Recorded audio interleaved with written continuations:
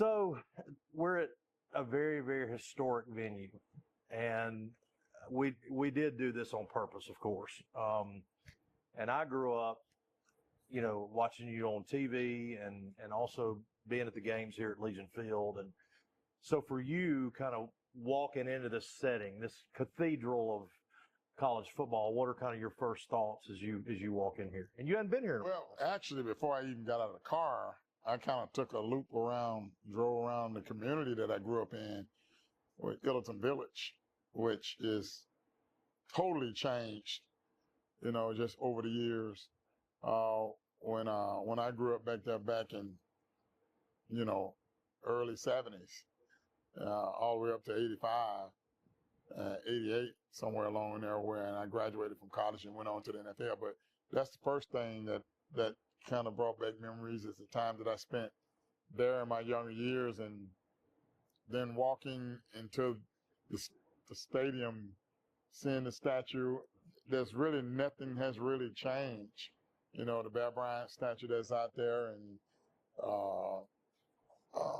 steps that you kind of walk up right there in front, and just a little bit of a chill, a memory thing that comes back. And my first organized sports that I played was softball, and they had a field outside the stadium that had developed, and it was a softball field, and we practiced on that softball field, and we played games throughout the Birmingham metro area, and I was on the softball team before I even started playing football. Yeah.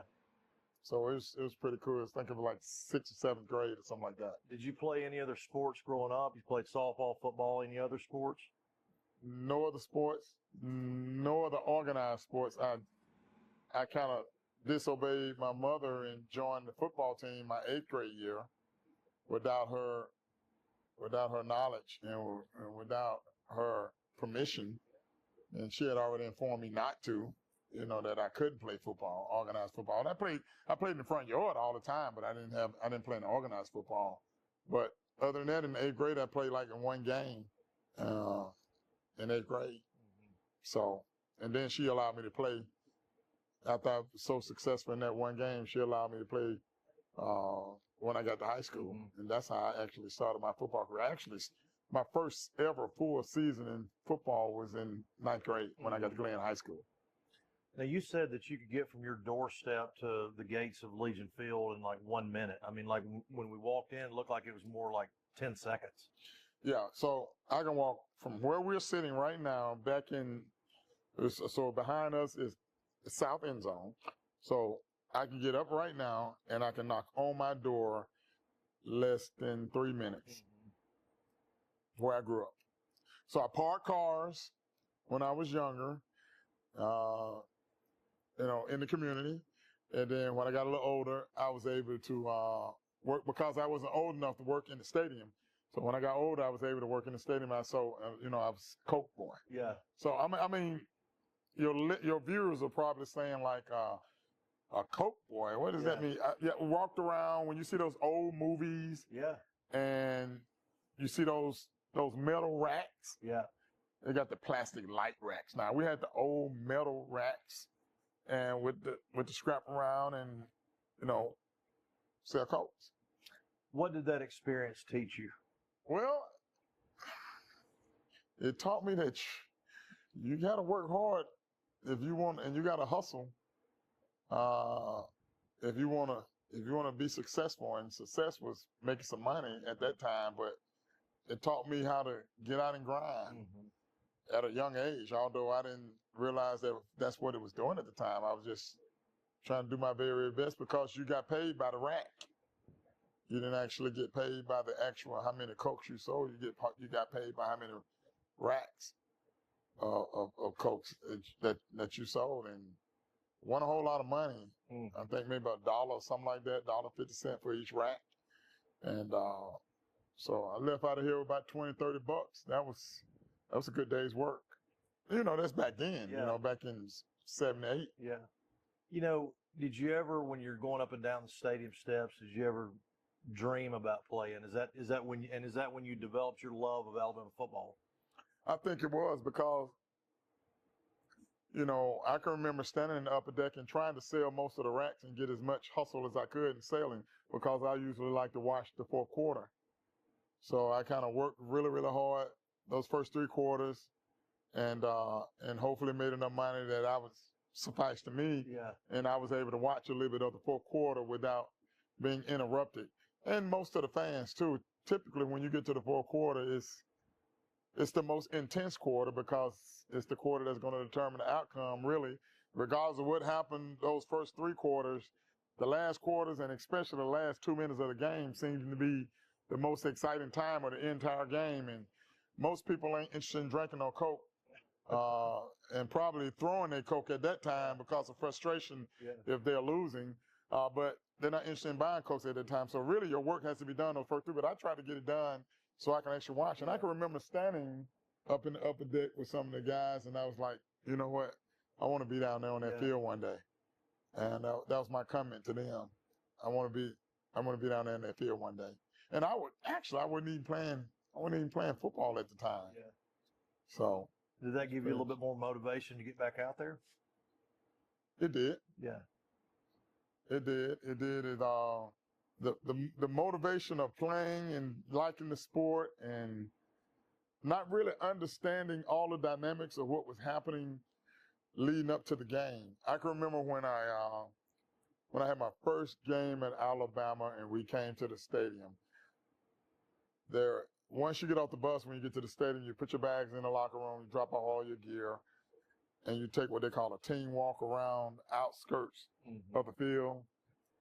And I can remember my freshman year doing that and walking around, and all the guys that were the Coke guys, I came up to them and high-fived them right here in this south end zone. Some of those same guys that you had worked with? Some of the same guys that I worked with. Wow. And I remember one of the guys saying, man, you made it, dapping me up. Man, you made it, man, you made it. And that's awesome. Man. It was pretty, that was pretty cool. Yeah, that's awesome. So you get recruited by several different schools while you're a player at Glenn High School. Was there ever another program that was kind of in the mix, or was it pretty much always Alabama? Well, when I was being recruited, there was a program in the mix, and obviously it was our rivalry, Auburn. Back in those days, it was, pretty much both those 2 schools dominated the state. Very many athletes left the state of Alabama to go play elsewhere. Yeah. There were a few but most of the guys were going to one of the 2 schools. Obviously, Alabama was recruiting me heavily, but Auburn was just toe-to-toe, blow-to-blow, neck-to-neck. I mean, they were recruiting me just as hard. Pat Dye, Bobby Wallace was actually my recruiter that was assigned to me. And you had Ray Perkins at the time and Jim Fuller. And Jim Fuller was my recruiter. And I tell you, they're 2 really good guys. Mm-hmm. Jimmy has passed on, but Bobby is retired, and he and I still talk to this day. But I was being recruited very heavily by Auburn. The only other school that I was considering was Auburn, although I took a visit to Ole Miss and Clemson. They were kind of on the outskirts. Thinking back, Clemson would probably have been the 3rd choice. Woody McCorvey and I became really, really good friends, and I went on an official visit there. And Coach T. Thomas from the Ole Miss River, I can remember him. He was a running back coach, and he was recruiting me from Ole Miss. But really, Alabama, and it came down to Alabama Auburn all the way down into the last hour of saying where I was going to attend. Yeah. And never really thought about, once I got to Alabama, never really thought about if I wanted to go anywhere else at the time because, I guess it had a lot to do with the success I had at Alabama and the legacy I left there and things that I did. I guess I just never really thought about it anywhere else. Did you have any kind of relationship with Pat Dye after that point? Absolutely. Pat Dye and my mother were close friends all the way up until he passed. Yeah. Yep. And they would talk all the time on the phone, all the way up until he passed. Yeah. To this day, they were real good friends. Yeah. And she and Pat Dye had a really, really good relationship. So My mom was such a sweet lady. She was very approachable, likable, and both Ray Perkins and Pat Dye, they just ate her up, man. She was special. Marlene. Marlene, yeah. That's right. Marlene. She was a single mom, right? Single mom, Yeah. raised, yeah, single mom. And, you know, we was trying to get her to write a book before she passed, but never got around to doing it because she got married early and had a child early while in high school. So she ended up dropping out of high school because of, having a child early. But later in life, she went back to school, got a GED, got a associate degree, got a, bachelor's degree, and then went and got a master's degree, and then finished with a doctorate degree. So she actually went back to school later in life, like in 50, 55, something like that.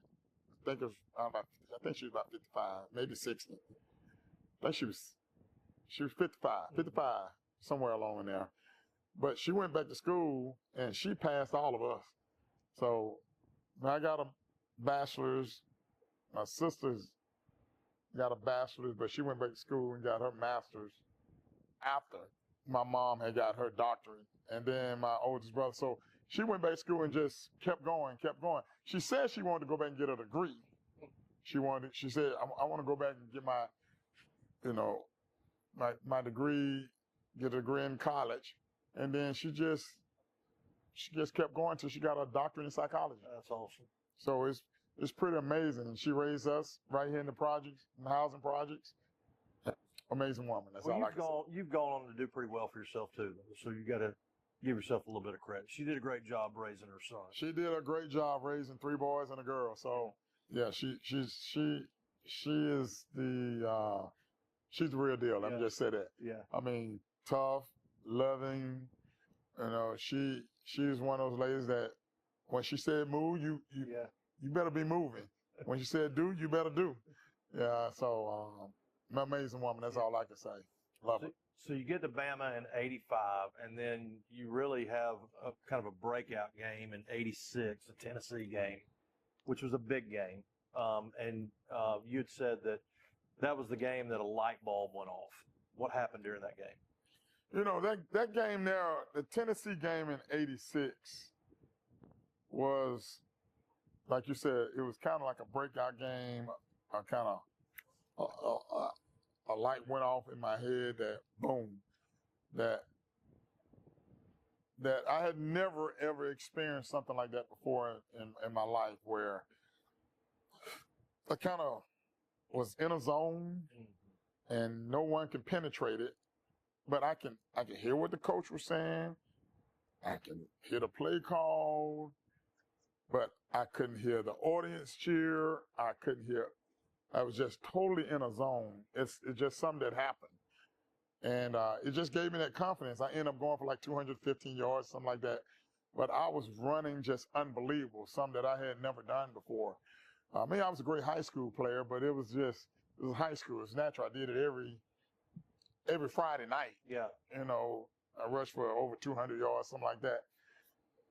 That was a little different. But when you get to college, the competition's stiffer, it's tougher. I was splitting time with Gene Jeltz at the time. I came in as a freshman. I got some playing time. But in the Tennessee game, it was like I was in a zone. And every time I got the ball, it just something came over me that I was going to make something happen. I was only tackled for it wasn't even a loss. Mm-hmm. It was like I got hit one time at the line of scrimmage where I didn't gain any yards. Every other carry was down the field, running through tackles, cutback blocks. I mean, I was just in this rhythm, man, where boom, boom. And Ray Perkins obviously must have knew it. Because he just kept feeding it to me. I mean, we ran toss 20 sweep. Anybody go back and watch that '86 game? We ran toss 20 sweep to the wide side of the field, into the boundary. We probably ran into the boundary more times than we ran it into the boundary the entire year. We ran it into the boundary that game.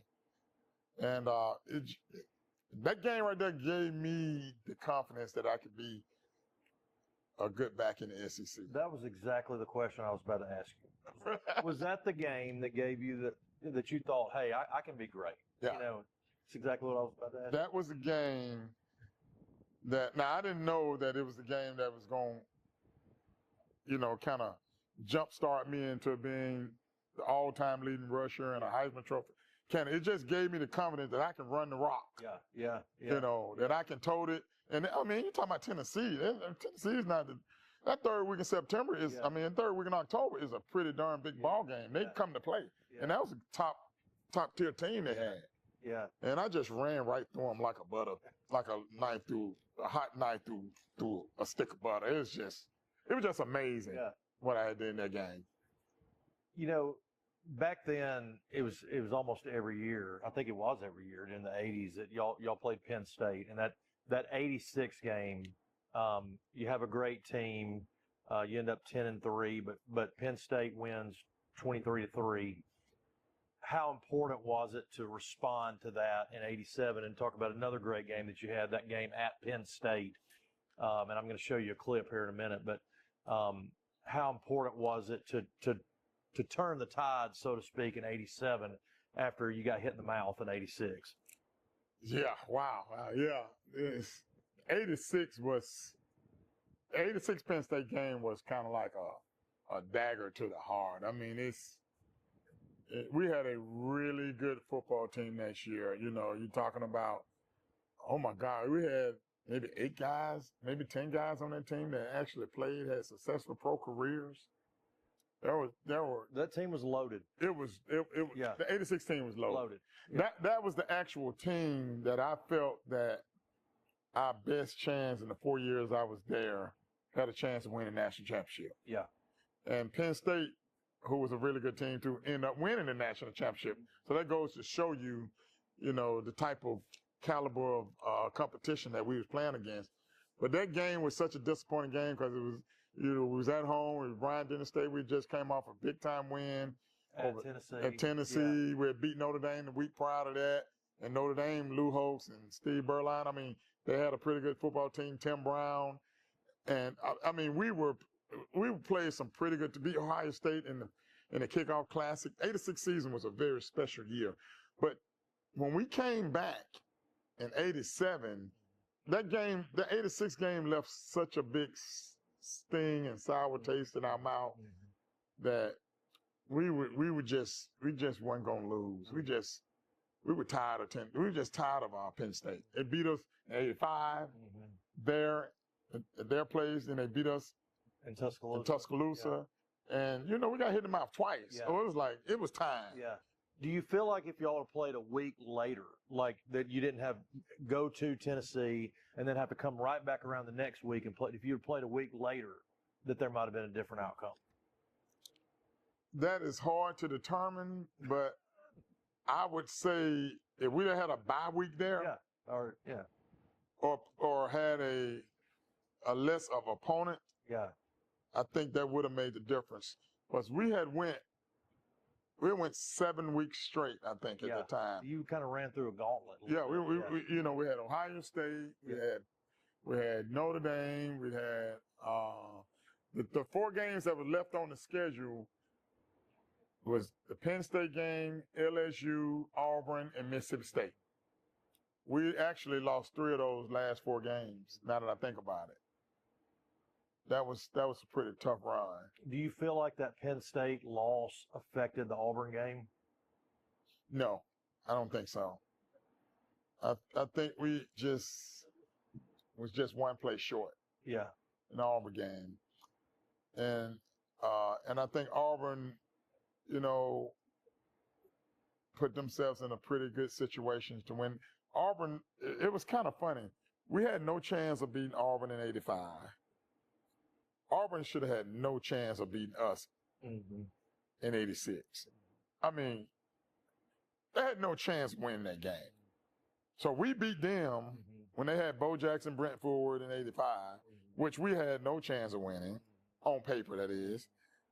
And Auburn had no chance of beating us. We had Cornelius Bennett, Derrick Thomas, Wayne Davis, Kermit Kent. I mean, we just got a team full of studs that year, and Auburn beat us in '86 that year. So I just think they had just one play, that Tillman reverse. It was just one play, you know. And then the following year, they were one place to win in that game. The Van Tiffen kick, really, to play with Greg Richardson, catches the ball across field and drag his man out of bounds, set up for a last-second field goal. So, you know, you just never can tell, especially in that Auburn-Alabama game. Do those Auburn losses, you know, you had 3 in a row there, 86, 87, 88. I know that's got to sting. These things, whenever you lose to Auburn, man, is just unfathomable. I mean, you know, we win in '85 my freshman year, and I'm thinking, oh man, this is gonna be sweet for the for the rest of my career. And all of a sudden, boom, boom, boom, 3 in a row. And '86 really stinks the worst because that's the team that I felt like should have went on to win, could have won a national championship. But it's just the way it goes, man. But you always hate to lose to your rivalry. But man, who would have ever imagined? I would have never imagined we would have lost to them 3 years in a row and lost to them, you know, 3 out of the 4 times we played them, especially after the way we won the Auburn game the first year. Let's talk coaches for a minute. And you started out, you got recruited by Coach Perkins. You started at Alabama with Perkins, and then Coach Curry comes along in '87. I met both of them. I mean, 2 different guys, 2 different coaching philosophies. Talk about the similarities and the differences between those 2 guys. I don't know if there's any similarities. I might agree with you on that. other than they've got wanting to win. Brown hair. Brown hair. Now, both of them got their own way of trying to win, but Coach, both of those love to win. You know, you realize, you know, in '87, I think we went 10-3. What was the? Yeah, I think we won 10 games. We won 9 games, 9 or 10 games in '83. I mean, in '87, and then in '88, we won 10 games, won the bowl. Yeah, so you know that just shows you that they both like to win, but their personality was just totally opposite. Curry was more of a type CEO type manager. Perkins was more of a hands-on, kind of wanted to be, I wouldn't say involved, but wanted to be knowledgeable of all 3 phases of the game. You know, so Perkins was going to have the headsets. He was going to know what the call was, offense, defense, special teams. Perkins was going, I said Curry, I think Perkins was going to have the headsets on and wanted to know all the phases of the game and the calls. Curry, on the other hand, never put on the headsets unless it's a major call, a 4th and 1, or a defensive stop, or something like that, where he needed to get on the headsets and he needed to be involved when it's time to make very, very crucial decisions. Where Perkins is going to be involved kind of all the time through the entire process. Now, I'm not exactly sure which one was better. I don't know. But you like both guys. I mean, I like both playing guys. for both of them. I like playing for both. Yeah. Perkins was my recruiting. He's the one who recruited me, so I guess I was a little bit more tied to him, a little bit more because he was the guy that brought you there. He's the guy that brought me there. But once I got to know Curry, he and I became real, real tight, and we talking to this day too. You know, so were you shocked when Perkins left? I remember when that happened because you know I'm growing up and I'm like a 9-year-old when that happened. You know, and I just remember like I couldn't believe he left. You know, you kind of heard that he might leave, and then all of a sudden, bam! I think it was like January. You hear he's leaving to go to the Tampa Bay Buccaneers, and I remember when they announced it. And as a kid, I was like, I can't believe that just happened. What was your reaction to that? The same reaction. You were shocked. Yeah, I was shocked too. But looking back on it now, I'm even more shocked because if Perkins stays, the momentum that he had going for the program, I mean, he left the program in great shape. Yeah. You know, the momentum he had going, eventually he was going to get to winning a national championship. He was already successful. I mean, he had, like, I think maybe when he first got in, he had a bad season, but he had the number 2 recruiting class when we came in, and then we had a pretty good recruiting class next year when Curry came in. I don't know how many of those athletes were already commits up under Perkins when Curry took over, but Curry's first recruiting class was pretty good. But looking back over it now, I really don't know. It was surprising me. It was surprising to me that he would leave. But you never know. I mean, in their world, and now Perkins was an NFL guy. He did like coaching in the pros. He came from the pros. And I don't know if it was because he wanted to get back to the NFL model. And he was an NFL guy. I mean, like, he, coached for the Giants. But, I mean, I guess if you think about it, do you really want that much pressure and just have to slug it out with Pat Dye every single year? I mean, I don't know. I mean, like, I of course I would love to be the head football coach at Alabama, but there's not a job in the country with more pressure, and especially at that time. Right. You're following the greatest coach that's ever lived. I'm not saying that I blame him, but I can see why. But it was still shocking. I wouldn't think that he would be shied away from competition pressure and that like that. Yeah. Perkins not. Yeah. No, that ain't his nature. I'm just saying, if it was me, I'd be thinking. Oh, if it was you, oh yeah, maybe you. But do I want to slug it out with Pat Dye every year? Perk would be like, bring it on, baby, bring it on. He was that kind of guy. He's a tough guy now. No doubt.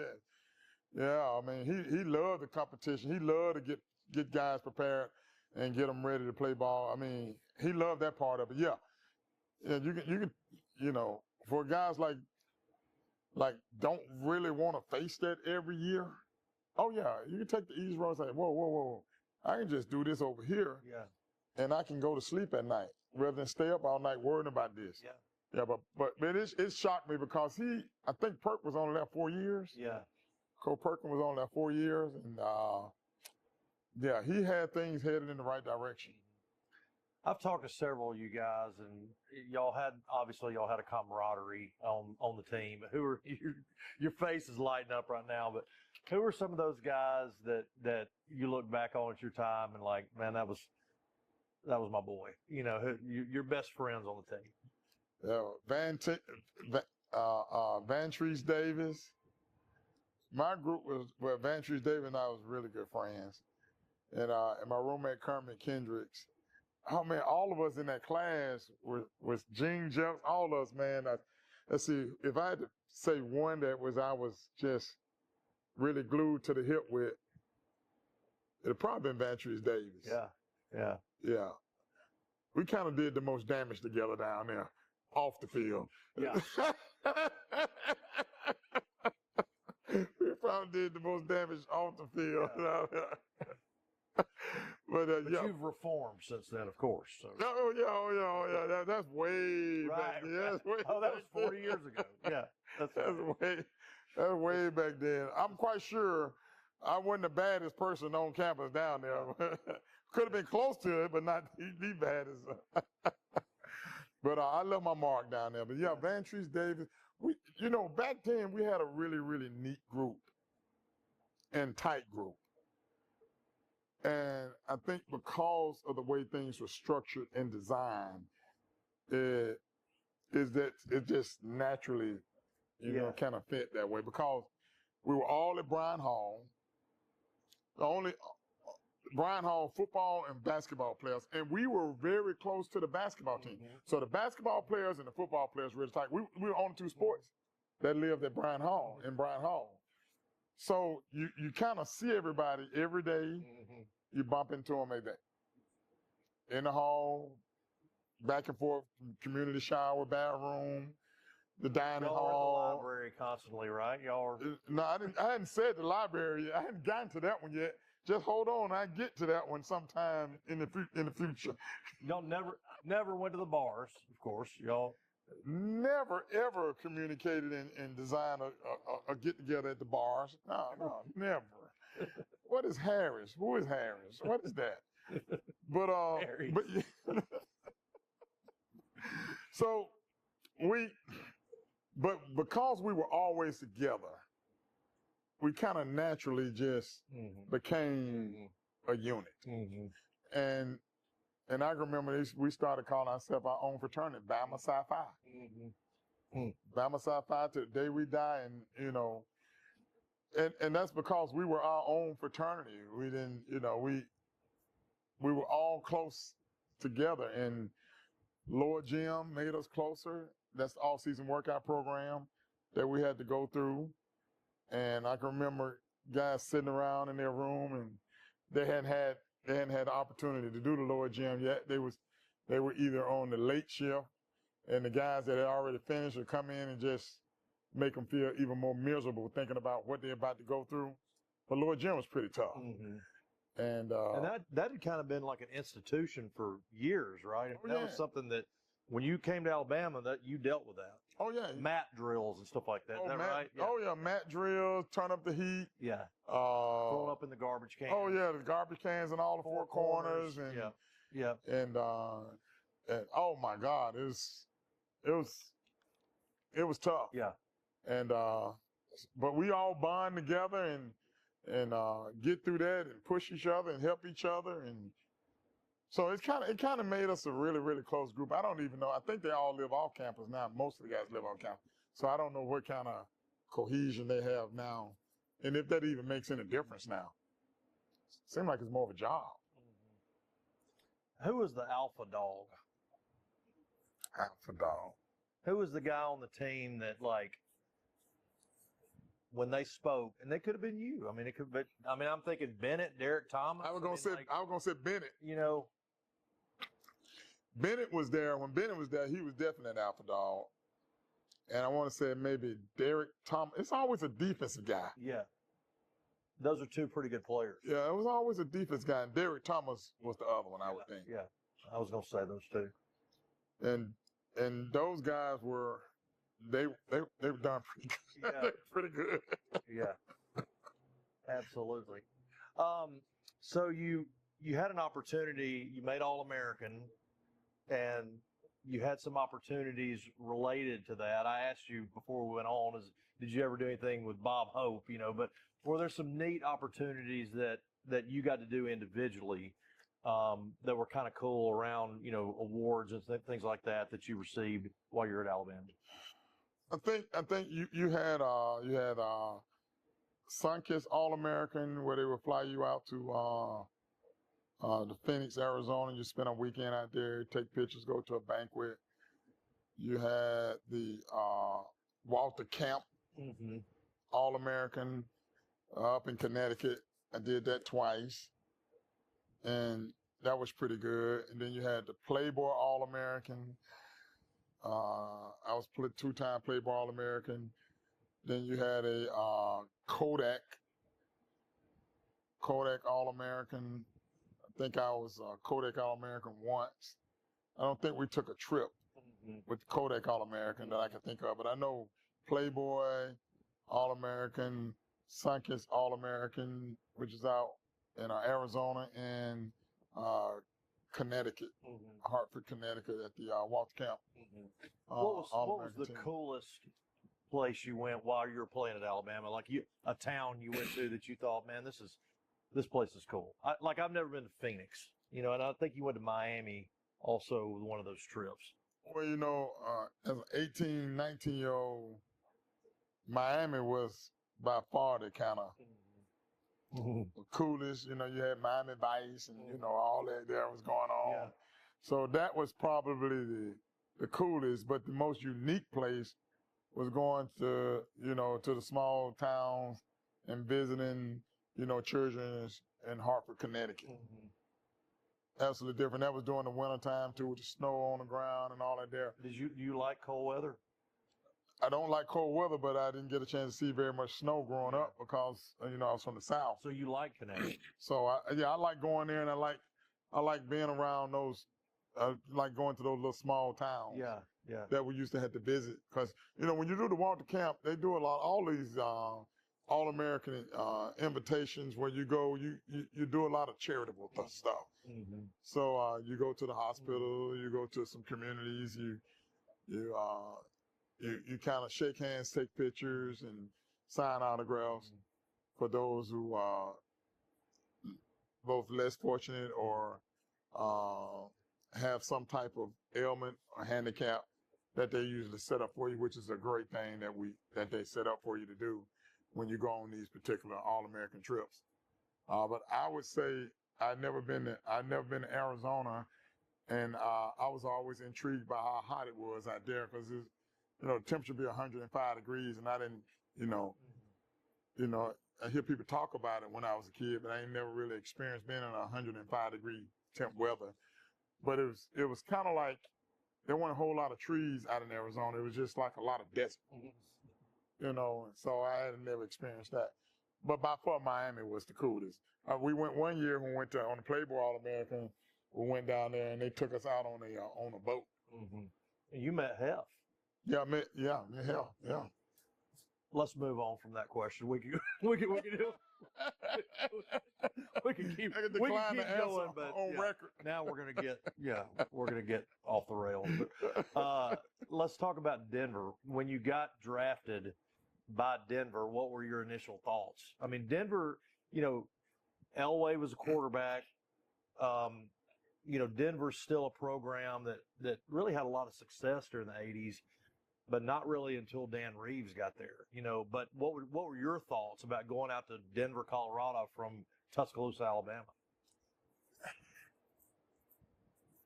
It was, when I got drafted, first of all, going into the supplementary draft, wasn't a whole lot of people in that, but only just two people. I was kind of under the impression Perkins had just left. He had been in Tampa for a couple of years, and they needed a running back. So I was under the impression that I was going to go to Tampa Bay. So I knew a little bit about Tampa Bay, not much, but I didn't know a whole lot about Denver.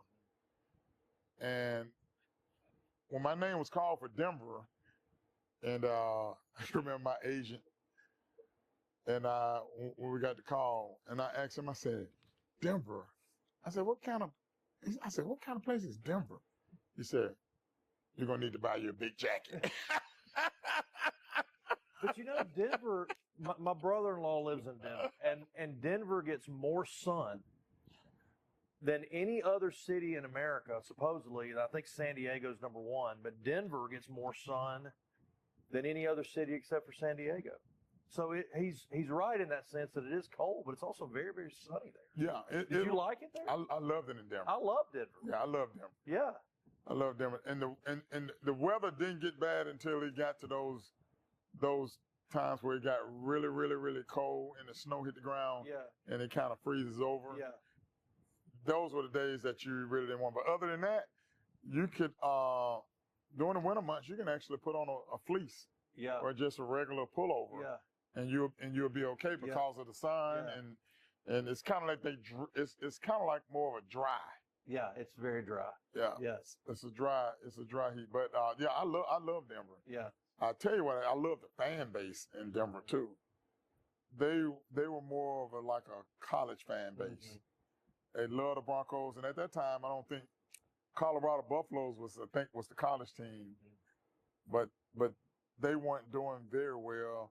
But most of the people that in Colorado and in Denver, mainly in Denver, Colorado, were Bronco fanatics.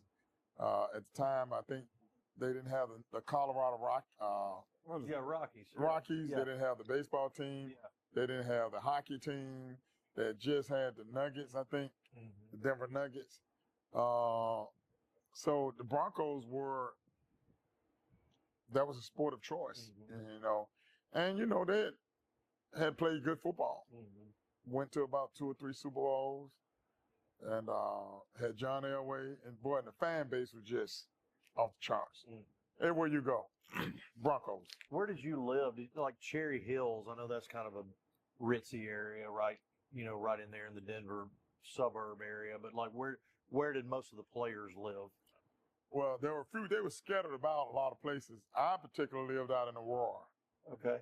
The facility was more in downtown Denver. Then eventually they built a new facility out in the Aurora area. but I live kind of like on the outskirts. I'm not exactly sure where most of the guys live. They was kind of scattered out. There were a few that lived in Aurora, but I don't know exactly where most of the players live. My brother-in-law lived in Centennial, and then he moved to Broomfield. Have you ever been to that area, Broomfield? I don't think I've ever been to it's the a Broomfield very, area. very nice area. Yeah. Very nice. They do it right there. So, you go to a Super Bowl in 1990. Right. It's a pretty big deal. But unfortunately, you run into a buzzsaw there. As good as y'all were, you run into the San Francisco 49ers really at the pinnacle of their. Yeah. I mean, George Seifert was the head coach, but you still had Montana and Rice. What do you remember from that experience? And that was in New Orleans, right? That was in New Orleans. Leading up to the game was a great experience, but the game itself, San Francisco was good, but they wasn't as good as the score indicated, and we weren't as bad as the score indicated. But somehow or another, that game kind of got away, and almost kind of like the Super Bowl this past year. Yeah. I don't think Kansas City was as bad as the score indicated, and I don't think Philadelphia was as good. It's just that the game kind of got away from us, and San Francisco was just making plays, executing, and we weren't. And they were executing both defensive and offensive, and then it just kind of got away from us. Yeah.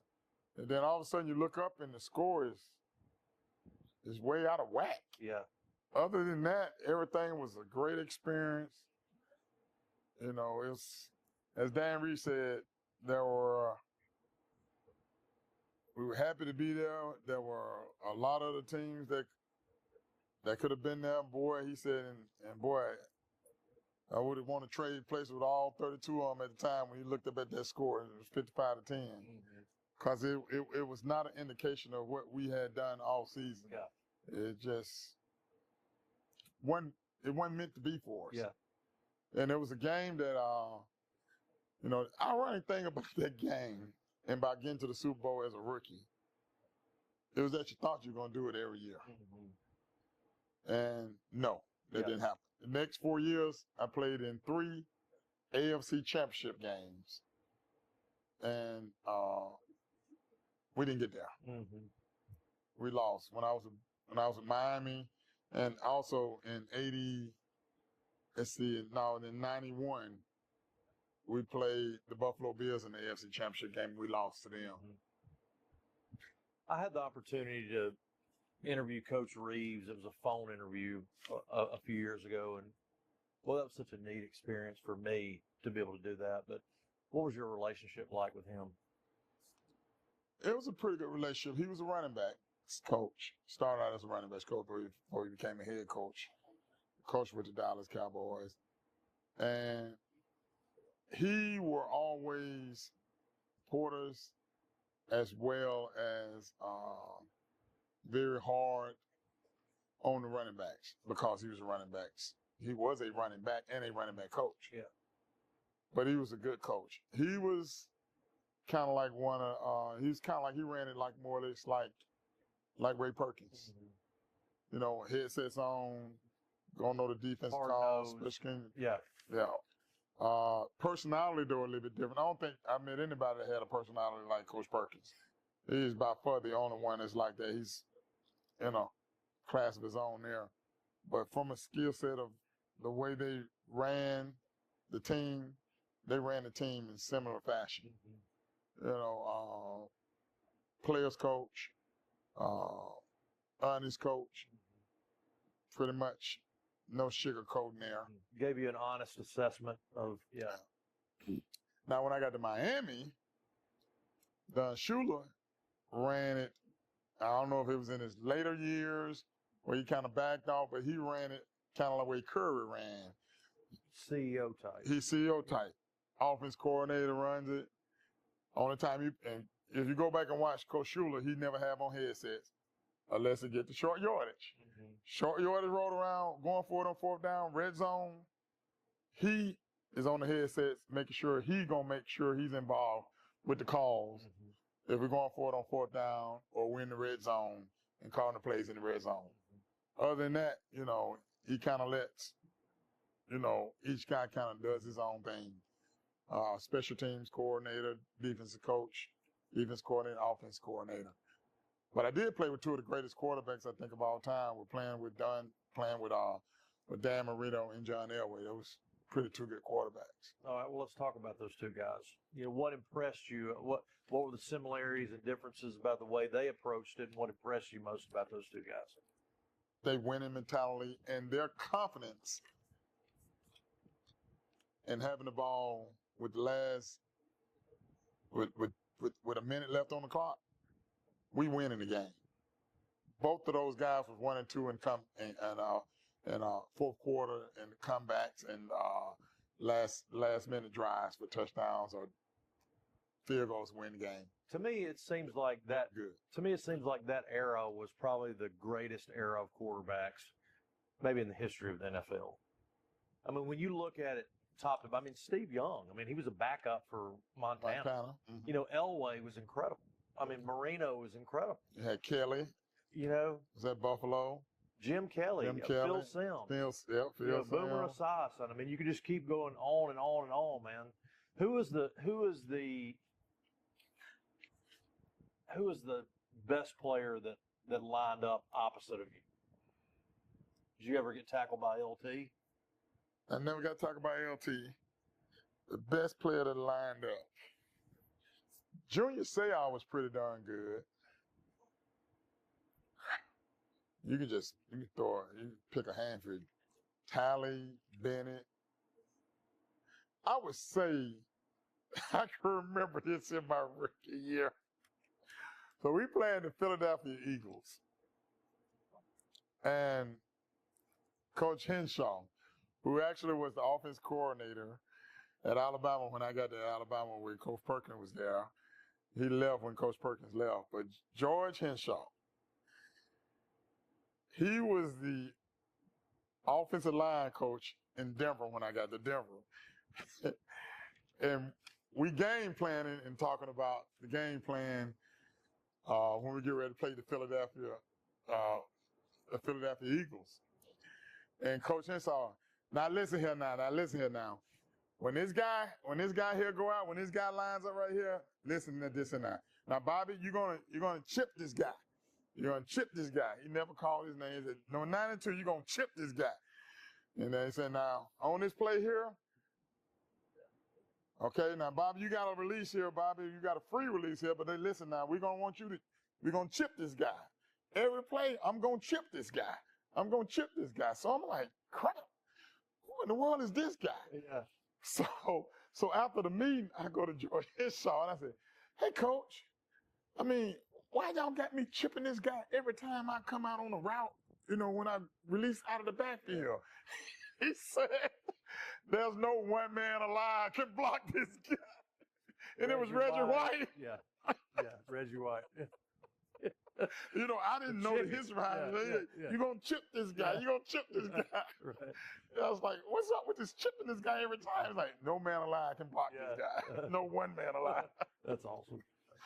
Who was the hardest hitter? Or who were players that hit hard that you thought, man, this guy may knock my teeth out? I don't know if I've ever hardest hitter. I very rarely got hit head on, but I could tell you who was the hardest rush guy that I had to block, and I hated. And that was Jeff Herrod. Jeff Herrod. You know that name? I've heard the name, yeah. I think I've got his football card or something. But... Jeff Herrod played high school ball at Banks High School. Okay. And he didn't get recruited by Alabama. And he was pissed his entire college career. Mm-hmm. And he wanted to take it out on me, mm-hmm. which I had nothing to do with him not being recruited at Alabama. Mm-hmm. But he went to Ole Miss. Mm-hmm. And he played for the Indianapolis Colts. And he is by far the hardest person. Played middle inside linebacker. played middle linebacker, and I'm telling you, he came 100 miles an hour every snap. If he was going to pass rush, he would come through the hole, I meet him in the hole, and it's a collision. And my nose bleeding, I'm seeing stars, and Jeff Arad looked me in my eyes and said, yeah, Hump, that's the way I like it. I'm coming back again, baby. And I go, yeah, bring it on, baby. And I turn around and like tears be coming down my eyes. I'm like, oh my God, please don't let him come again. But he was the hardest. He just had one speed. Yeah. One speed. And when he came through that A gap, he was coming full speed. Yeah. And obviously he's about, 20 pounds heavier than I was. Yeah. Well, it's grown man football. Oh yeah, it's big time football. Yeah. And I didn't have the big boy pants on to be able to block him consistently so I had to switch it up every now and then. I had to stay up high sometime, and then I had to cut him to slow him down. I had to keep him guessing of what I was going to do, and that was the only way to slow him down. But when he got the A gap bliss, he's coming. Mm-hmm. And I mean, when I'm saying coming, he's coming. Now Jeff Arad was the only guy that I played against that just, to me, knowing, and I mean, it's my job. I got to get in there and do it. So I can't let him just come through. I can remember I missed the block my rookie year, and John Elway sent me out of the game. It was my rookie year, and I went to block. It wasn't Lawrence Taylor. It was who was outside linebacker, and he said, "Hey, Ricky, man, this NFL, man, we don't cut." So I was cutting. Yeah, we don't cut. We stay up here. You got to protect your knees. You want to take your knees. So I was like, oh, okay.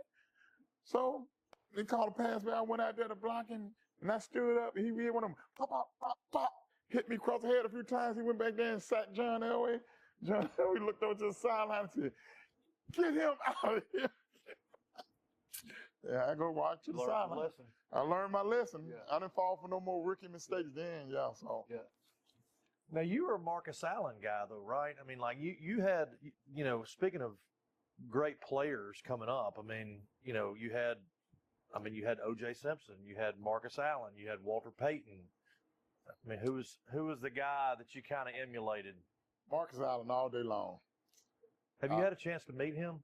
I have not had a chance to meet Marcus Allen. Yeah. Would you like to meet him? I would love to meet Marcus Allen. I didn't mean to interrupt you there. Go ahead and tell me about. No, I'm answering. Tell me about Marcus Allen. Yeah. Marcus Allen was, when he was at USC, his running style, long stride, read cutback blocks, and just look like poetry in motion. And that's who I kind of like to pattern. I wanted to pattern my running style after. And we had the perfect situation at Alabama because we ran a lot of the toss sweep. Yeah. So he was just really good back, very fluent. Was good coming out of the backfield. Had hands. Had a little bit of wiggle in him. He can make guys miss. He can juke. So that's kind of the back that I ended up being. Kind of like a tall, cut back block. Mm-hmm. Read that tight end block, outside shoulder, inside shoulder, and then, let them long legs go to work.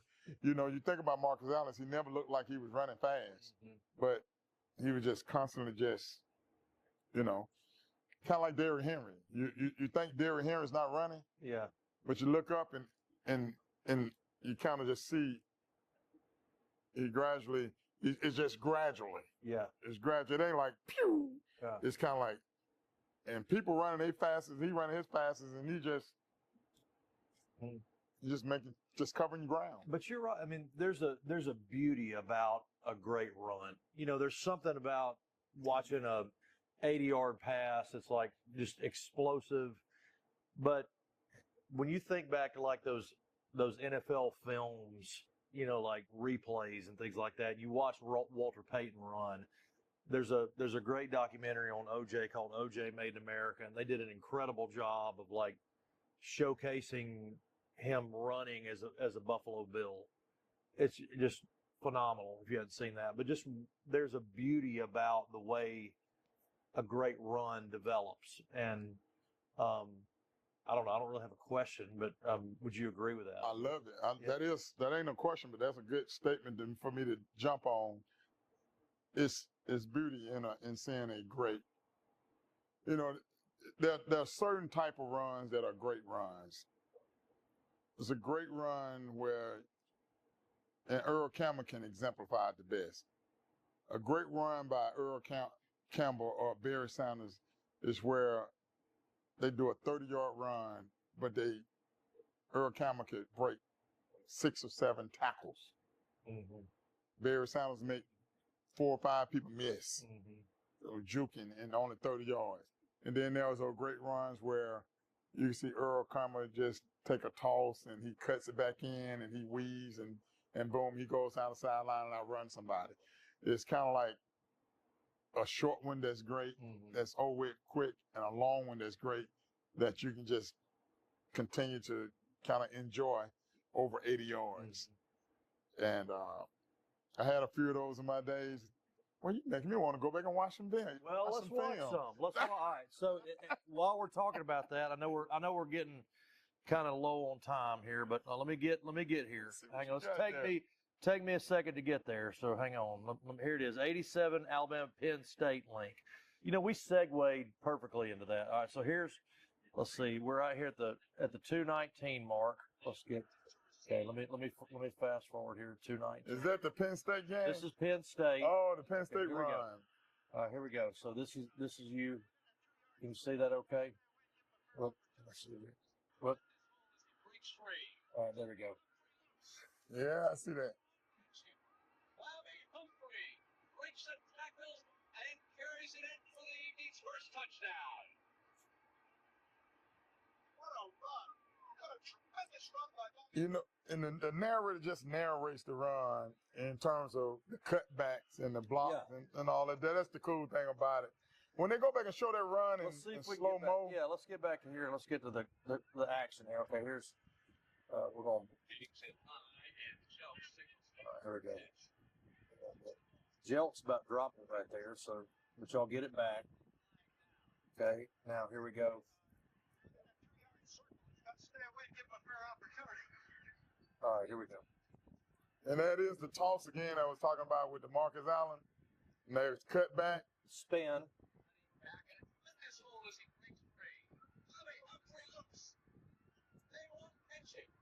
I mean, what does it make you feel like when you watch that?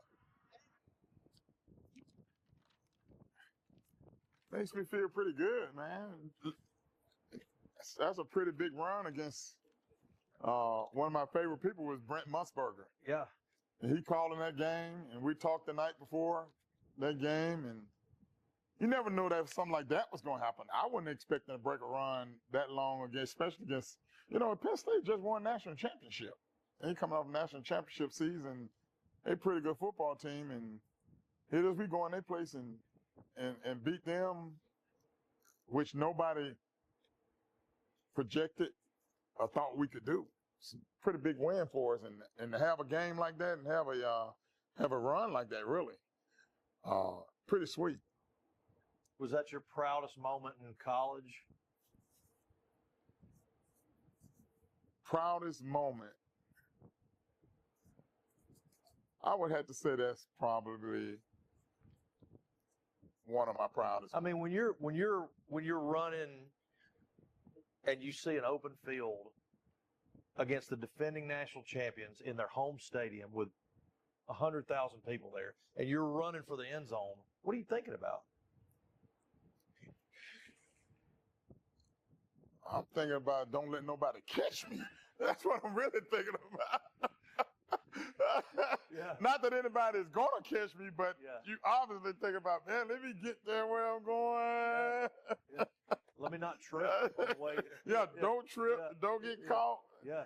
Oh man, yeah. But when I got to the sideline, now I'm thinking about, woo! That's awesome, man. Yeah. Man, and then going to the sideline and dapping it up, and it's just, that's fun, man. That's good stuff. Yeah. There's nothing like the feeling. I know people who have never been there, done that, and seen that.